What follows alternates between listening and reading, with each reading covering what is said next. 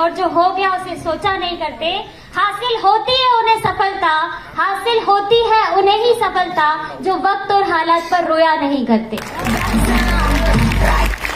तो सबसे पहले थैंक यू कहना चाहूंगी ऑलमाइटी को, वेस्टीज मैनेजमेंट को, एनसीटी मैनेजमेंट को और मेरे मेंटोर को, मेरे स्पॉन्सर को, मेरे अपलाइन, मेरे ग्रेट फादर को, जिन्होंने मुझे ये प्लेटफॉर्म दिया जहां पे मैं अपने ड्रीम्स को पूरा कर रही हूँ। आज मुझे मौका मिला है मेरी जर्नी सुनाने का, बट मैं उससे पहले एक और जर्नी आपको सुनाना चाहती हूँ, एक स्टोरी सुनाना चाहती हूँ जिसने मुझे मेरी लाइफ में बहुत इंस्पायर किया है, 360 डिग्री पे चेंज किया है। तो क्या आप स्टोरी सुनने के लिए तैयार हैं? यस और नो? तो स्टोरी जो है बहुत ज्यादा इम्पोर्टेंट है मेरे लिए, बिकॉज आज जो कुछ भी मैं हूँ वो उस स्टोरी की वजह से हूँ। सो ये जो स्टोरी है वो एक गर्ल की है। ये जो स्टोरी मैं आज आपसे शेयर करूंगी वो एक ऐसी लड़की की है जिसके लिए उसके पेरेंट्स काफी सालों से वेट कर रहे थे कि उनके घर में एक नई मेहमान आए। सालों गुजर गए और 7वां साल आया जब उनके घर में गर्ल चाइल्ड आई। लोगों ने बहुत खुशी मनाई, फैमिली खुश थी, बहुत एंजॉय कर रही थी, सब कुछ बहुत अच्छा चल रहा था। जहां से भी लोग आते उसको खिलाते, उसके साथ एंजॉय करते और अपनी लाइफ को स्पेंड कर रहे थे। वक्त गुजरता जा रहा था, बहुत अच्छा लग रहा था, फैमिली एंजॉय कर रही थी। धीरे धीरे टाइम निकल रहा था और लगभग 1.5 साल हो गए, पता ही नहीं चला कि वो बेबी 1.5 साल की कैसे हो गई। बट सडन एक मूवमेंट आया, अचानक उसकी तबीयत खराब हुई और उसे तुरंत हॉस्पिटल लेकर गए। उसको हॉस्पिटलाइज किया गया और वहां पे डॉक्टर्स ने कहा कि सॉरी, बहुत मुश्किल है इसको बचाना। सो वो जो पेरेंट्स 7 साल से वेट कर रहे थे उनको कुछ समझ में नहीं आ रहा था कि सब कुछ कैसे होगा। सो उन्होंने बहुत दुआएं करी और डॉक्टर के प्रयास से और उनकी दुआओं से उसकी जान बच गई। लेकिन एक प्रॉब्लम से क्रिएट हो गई कि उसका जो हीमोग्लोबिन है वो 3 और 4 रहने लगा। जब 3-4 हीमोग्लोबिन रहने लगा तो उसको बार बार ब्लड चढ़ने की जरूरत पड़ने लगी और ये सिलसिला चलने लगा। बार बार उसकी लाइफ में ब्लड चढ़ता, बार बार उसकी लाइफ में ब्लड चढ़ता। लगभग 16 साल ऐसे ही गुजर गए और जब ये सिचुएशन चल रही थी, मेडिसिन चल रही थी, तो कॉम्प्लिकेशंस और बढ़ते जा रहे थे। समझ में नहीं आ रहा था, पेरेंट्स को उससे देखते नहीं बन रहा था कि जिस उम्र में खिलौने होने चाहिए उस उम्र में इंजेक्शंस थे, जिस उम्र में स्कूल होना चाहिए था उस उम्र में हॉस्पिटल्स थे, जिस उम्र में सहेलियां होनी चाहिए थी उस उम्र में डॉक्टर्स थे और जिस उम्र में चॉकलेट्स होनी चाहिए थी उस उम्र में उसके पास मेडिसिन थी। तो लाइफ में इतना अजीब चल रहा था, किसी को अच्छा नहीं लग रहा था। सडन एक मूवमेंट और आया जब वो 14 साल की हुई और वो फिर से सीरियस हुई, उसको फिर हॉस्पिटलाइज किया गया और डॉक्टर ने कहा कि इसका कार्डियक एक्टिविटी जो है अब नॉर्मल हो गई है, इसका हार्ट इलार्ज हो गया है। पेरेंट्स को कुछ समझ नहीं आ रहा था, उन्होंने जहां बोला वहां उनको दिखाना शुरू करा, जो ट्रीटमेंट बोला वो कराना शुरू किया। बट कहते हैं ना कि उसके पास एक ही चीज थी, वो हिम्मत, और वो हिम्मत और वो दुआओं ने फिर काम किया। एक मिरेकल हुआ। उसके फादर को किसी ने सजेस्ट किया सप्लीमेंट्स। उन्होंने कहा कि आपने सब कुछ करके देख लिया, एक बार इन सप्लीमेंट्स पे भी भरोसा कर देखो। नॉनी स्पिरुलिना और गैनोडर्मा को खिलाना शुरू किए। 16 साल तक ब्लड चढ़ाना चलता रहा। 16 साल बाद जब उसे सप्लीमेंट देना शुरू करे, लगभग 7 सालों से वो सप्लीमेंट अभी भी ले रही है। बट माय डियर फ्रेंड्स, उसका रिजल्ट शेयर करना चाहूंगी कि जो प्रॉब्लम उसको पिछले 16 सालों से थी, उसने जब सप्लीमेंट लेना शुरू करे तो उसका हीमोग्लोबिन आज की डेट में पिछले 7 सालों से 12.5 है। जो कार्डियक एक्टिविटी अब नॉर्मल हो रही थी वो आज की डेट में सारी नॉर्मल, एक नॉर्मल लाइफ जी रही है। सो क्या उस लड़की से मिलना चाहेंगे? मिलना चाहेंगे? मिलना चाहेंगे? सो मैं उस लड़की से आपको मिलाना चाहूंगी and it is not working. So उस लड़की से आपको मिलाना चाहूंगी, उसका नाम है सोनम विश्वकर्मा, जो कि मैं खुद। अगर बात करूं अपनी जर्नी की तो जो बचपन है वो हॉस्पिटल्स में निकला है, आईसीयू में निकला है। सो लाइफ में सिर्फ एक ही चीज थी कि हिम्मत। अगर ऊपर वाले ने मुझे बचाया है तो कुछ सोच समझ के बचाया था, ड्रीम्स पूरे करने के लिए बचाया था। सो पढ़ाई कंप्लीट करी, ग्रेजुएशन कंप्लीट किया, मास्टर कंप्लीट किया और जॉब करना शुरू कर दी। बहुत कुछ अच्छा चल रहा था, लगभग 30,000 में सैलरी ले रही थी, मजा आ रहा था, क्योंकि भोपाल शहर में जो लोग MBA करते हैं उनकी सैलरी 10 से 15,000 रुपए महीने होती है। बट मुझे अगर 30,000 मिल रही थी तो मैं खुश थी और मैंने उसको एंजॉय कर रही थी। बट एक मोमेंट आया कि मुझे वेस्टीज का जो प्लेटफॉर्म है, बिजनेस प्लेटफॉर्म, उसे जानने का मौका मिला। मैंने ये सोच के ज्वाइन कर लिया कि 30,000 तो मिल ही रहे, अगर कुछ एक्स्ट्रा भी आ जाता है तो कोई बुरा नहीं है, क्योंकि जाना तो कुछ भी नहीं है। इस सोच के साथ वेस्टीज को मैंने स्टार्ट किया और 1 घंटा रोज वेस्टीज को कमिटमेंट के साथ देना स्टार्ट किया आफ्टर जॉब। और जब ये सिलसिला शुरू हुआ, फर्स्ट मंथ मेरा कोई पे आउट नहीं आया, क्योंकि बिजनेस कुछ भी समझ में नहीं आ रहा था। काम करती गई, क्योंकि कमिटमेंट किया था 1 घंटे रोज दूंगी, सो कमिटमेंट किया था, कंटिन्यू काम करती रही। और सेकंड मंथ आया, सेकंड मंथ का जो मेरा चेक था वो था 253 रुपीज का। जब 253 रुपीज आए तो मेरे साथ वालों ने बोला कि ये 253 का क्या करेगी। मैंने कहा कम से कम वेस्टीज ने मूवी देखने के तो पैसे दे दिए ना। सो मैंने कहा अभी मुझे दिए सिर्फ, लेकिन अगले महीने से तुम सबको दिखाने के लिए भी देगी। सो जो थर्ड मंथ का चेक आया वो लगभग 1336 रुपए का था। फिफ्थ मंथ मैंने सिल्वर क्वालिफाई किया। उस समय मेरा जो चेक था 14,251 था, जिसको मैंने बहुत एंजॉय किया। एक चीज समझ में आई कि 2 साल जॉब को दिए, कभी फॉरेन का सोचा नहीं, 5 महीने वेस्टीज को दिए, विदेश जाने के रास्ते खुल गए। सो बहुत अच्छा लग रहा था, कमिटमेंट और पक्का हो गया। सो और कंटिन्यू किया वेस्टीज को। 7वें महीने मैंने गोल्ड डायरेक्टर का लेवल लिया और जिस मैंने गोल्ड किया उसका पे आउट जब बना तो वो पे आउट था 23,421। जब 23,421 का पे आउट आया तो मेरा दिमाग घूम गया। रीजन कि 8 घंटे जॉब को दे रही हूँ, कमाती हूँ 30,000, 1 घंटे वेस्टीज को दे रही हूँ, अर्निंग है 23,000।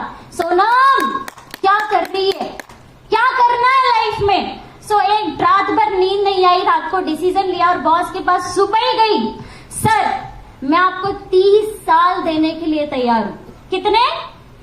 30 साल देने के लिए तैयार हूँ, पर एक सवाल है सर मेरा कि मेरी ये जो 30,000 की सैलरी है इसमें पीछे एक जीरो, कौन सी डेट को आप बढ़ा देंगे वो डेट मुझे बता दीजिए। सो क्या वो डेट मिली होगी मुझे? क्योंकि जो 30 साल से कर रहे हैं उनकी सैलरी में एक जीरो नहीं बढ़ा, तो मैं ऐसा क्या कर लेती कि मेरे में बढ़ जाता।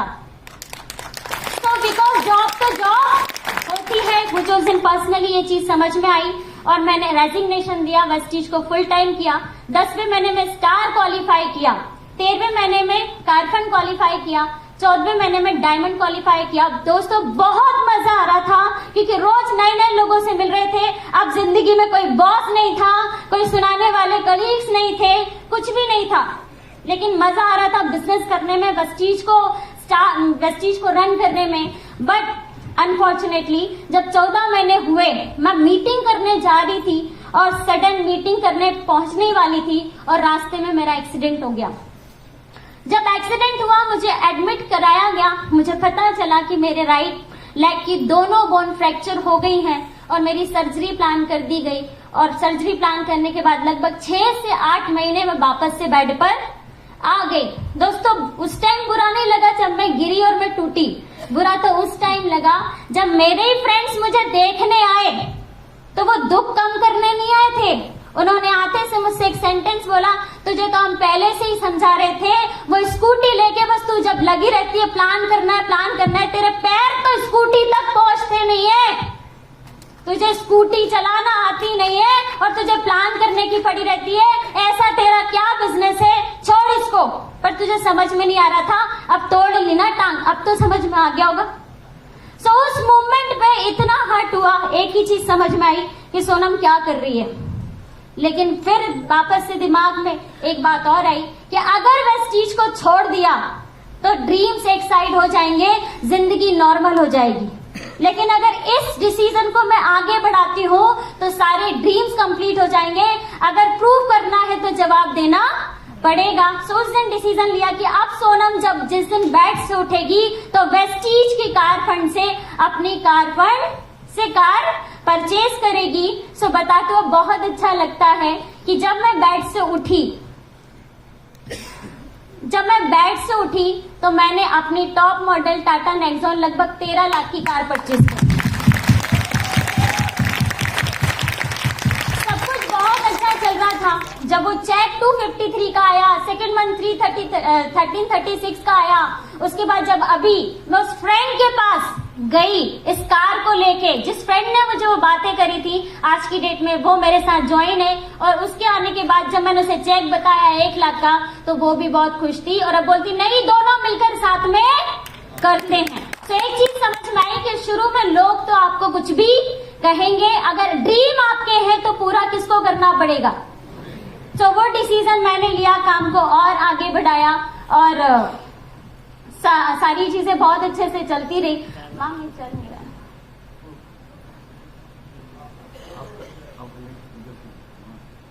ओके, सो सारी चीजें बहुत अच्छे से चलती रही, लेकिन फिर भी बहुत दिक्कतें आ रही थी। जब काम कर रही थी तो लोग कहते थे कि तुम फीमेल हो, तुमको ये काम सूट नहीं करता, तुमको घर देखना चाहिए, तुम्हारे लिए ऐसा नहीं वैसा नहीं। बट बताते हो बहुत अच्छी लगती है कि ये कार मेरे लिए बड़ी बात नहीं है, कार कोई भी ले सकता, पर मेरे लिए बड़ी बात यह है कि पूरे इंटायर खानदान में मैं पहली ऐसी लड़की हूं जिसने 13 लाख की कार परचेज की है। तो बहुत सारी फीमेल्स यहाँ पर बैठी हैं जिनको जब वो काम करती होंगी तो बहुत सारी बातें आती होंगी। सो उन लोगों को मैं कहना चाहूंगी कि जब कभी भी आपकी लाइफ में ऐसे मूवमेंट्स आए कि जब आपको लोग मना करें, आपसे लोग गलत बोले, आपको अपने आप में लगे कि नहीं मैं क्या कर रही हूँ, तो कुछ लाइन्स हैं जिनको मैं बार बार सुनती हूँ, जो मुझे हरदम इंस्पायर करती हैं। अगर आप भी सुनेंगे तो वो आपको भी इंस्पायर करेंगी। सो वो लाइन्स है कि मुझे वेस्टीज क्यों करना चाहिए। सो मैं कहती हूँ I want to be Vestigian because अपने अंदर के पैशन को बाहर निकालना है और शादी के बाद सिर्फ घर नहीं संभालना है। I want to be Vestigian because ये एक सोच है जो मेरे दिल को छुई है। अगर गूगल के CEO सुंदर पिचई हैं तो पापसिको की इंदिरा नूई है। I want to be Vestigian because मैं रिस्क लेने से नहीं डरती और मैं अपने पैशन को हर रोज फॉलो करती हूँ। I want to be Vestigian because अब दिन भर कुछ प्रोडक्टिव करे बगैर नहीं रहा जाता। सिर्फ खाना बनाना और घर की साफ सफाई को घर चलाना नहीं कहा जाता। I want to be Vestigian because इस पागलपन और जुनून को मैंने अपनी नसों में भर लिया है। कुछ अलग करना है मुझे, मैंने सिस्टम को चैलेंज कर दिया है। I want to be Vespigian because I don't want to stand behind every successful man. I also be wanted to be successful because मेरे भी कुछ बड़े हैं plans. I want to be Vestigian because नारी भी दिखा सकती है अपनी शक्ति। जो 2 वक्त की रोटी बना सकती है वो भी 2 वक्त की रोटी कमा सकती है। I want to be Vestigian because आज की नारी जॉब क्रिएटर बनके लोगों को रिक्रूट करेगी और फिर हाथों में चूड़ियों की जगह रोलेक्स की वॉच भी सूट करेगी। I want to be Vestigian because हम अपने एक्शन से दुनिया को सरप्राइज करेंगे। माय डियर फीमेल्स, हम अपने एक्शन से दुनिया को सरप्राइज करेंगे बिकॉज ये हमारा दौर है और हम मिलकर राइज करेंगे। क्या तैयार है? तैयार है? तैयार है? तो वेस्टीज एक प्लेटफॉर्म है, विन एक प्लेटफॉर्म है, वॉरियर एक प्लेटफॉर्म है जो मौका देता है ऐसी सारी फीमेल्स को, ऐसे सारे यूथ को जो आप आगे बढ़ने से रोक नहीं सकता। बट एक चीज लास्ट में कहना चाहूंगी कि यहाँ पे बहुत सारे यूथ बैठे हैं, बहुत सारी छोटी छोटी फीमेल्स बैठी है जो अभी एजुकेशन ले रही हैं।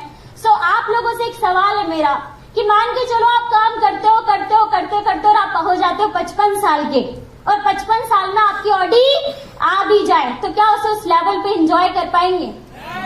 नहीं। मान के चलो आप काम करते हो जाए 55 साल के और आपके पास फॉरेन ट्रिप्स मिल जाए तो क्या एंजॉय कर पाएंगे? किसी को सर उठा के देख भी नहीं पाएंगे और छेड़ भी नहीं पाएंगे। यस और नो? तो ऐसे में मेरा एक ही